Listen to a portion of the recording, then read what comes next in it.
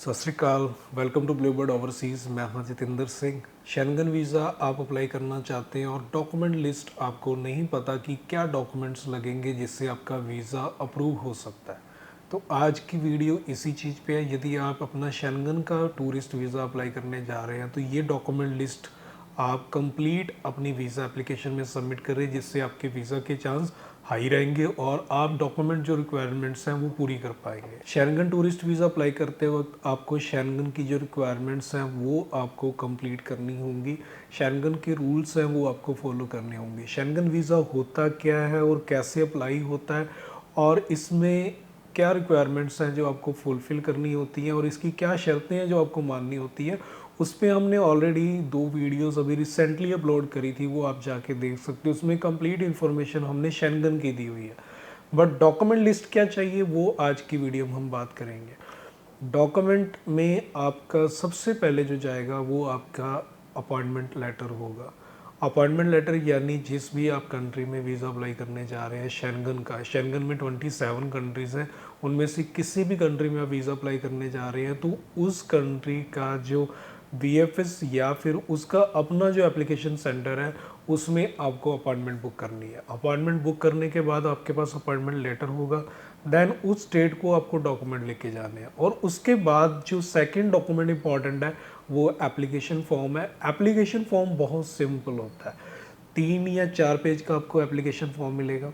उसमें आपको basic details जो आपकी हैं, यानी आपकी जो बेसिक डिटेल्स रहती हैं, लाइक आपका पासपोर्ट डिटेल्स हो गई, उसके बाद आपकी वर्किंग डिटेल्स हो गई, उसके बाद आपकी प्रीवियस ट्रैवल से रिलेटेड कोई शेंगन में है तो उसकी डिटेल्स हो गई, साथ में आपका ट्रैवल प्लान से रिलेटेड डिटेल्स है।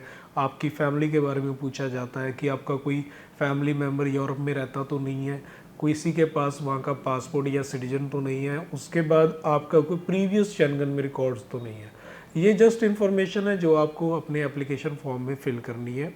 उसके बाद आपको क्या करना है कि अपना एक कवर लेटर लिखना है। कवर लेटर यानी कि आपका पर्पस ऑफ ट्रैवल क्या है, आप शेंगन जाना क्यों चाहते हैं, शेंगन में आप ट्रैवल क्यों करना चाहते हैं, आप टूरिज़्म के लिए जा रहे हैं, विजिटिंग फैमिली के लिए जा रहे हैं, तो आपका पर्पस क्या है, आपने क्यों शेंगन को चूज़ किया। और जिस शेंगन स्टेट में आप वीज़ा अप्लाई करने जा रहे हैं, मान लीजिए आप स्पेन में वीज़ा अप्लाई करने जा रहे हैं या फिर आप स्विट्ज़रलैंड में अप्लाई करने जा रहे हैं, तो आपने स्विट्ज़रलैंड को ही चूज़ क्यों किया, आपने स्पेन को क्यों चूज़ किया, तो वो एक आपको जस्टिफिकेशन देनी होगी, एक आपको वहाँ पे पैराग्राफ में लिखना होगा कि आपने इस कंट्री को चूज़ क्यों किया है।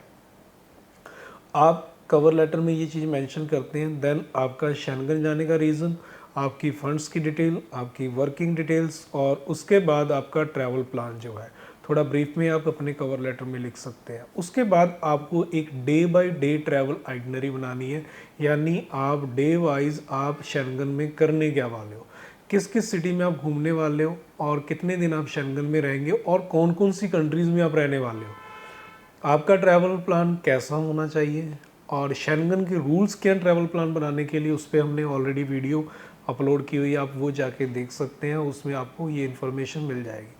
देन आफ्टर जो आपका कवर लेटर है उसमें आपको रैप अप करना है, यानी आपका जो भी इन्फॉर्मेशन आपने दी है उसके बारे में आपको लास्ट में एक समरी लिखनी है और उसके बाद एक रिक्वेस्ट करनी है वीज़ा के लिए। देन उसको आपने सम अप करके अपनी बेसिक डिटेल्स जो हैं, अपने आपके कॉन्टैक्ट डिटेल्स, ईमेल डिटेल्स, वो लिख के आप उसको साइन करके आपने सबमिट कर देना।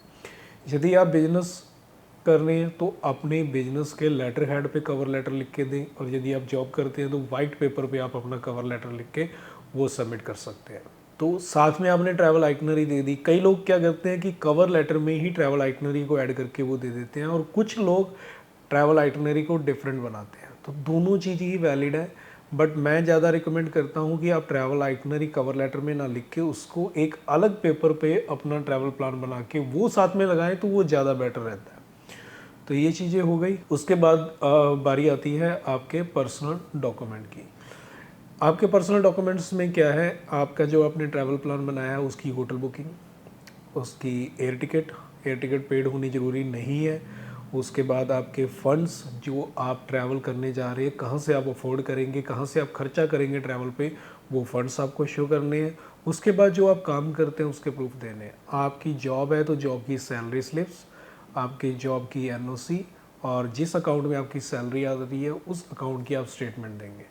और उस यदि आप बिजनेस कर रहे हैं तो बिजनेस रजिस्ट्रेशन, जिस करंट अकाउंट को आप यूज़ कर रहे हैं या फिर आप सेविंग को यूज़ कर रहे हैं, यदि आप प्रोप्राइटर हैं तो उस बैंक की स्टेटमेंट आप साथ में लगाएंगे कि आप इस स्टेटमेंट को यूज़ कर रहे हो, इस बैंक को आप यूज़ कर रहे हो अपने बिजनेस पर्पज़ के लिए।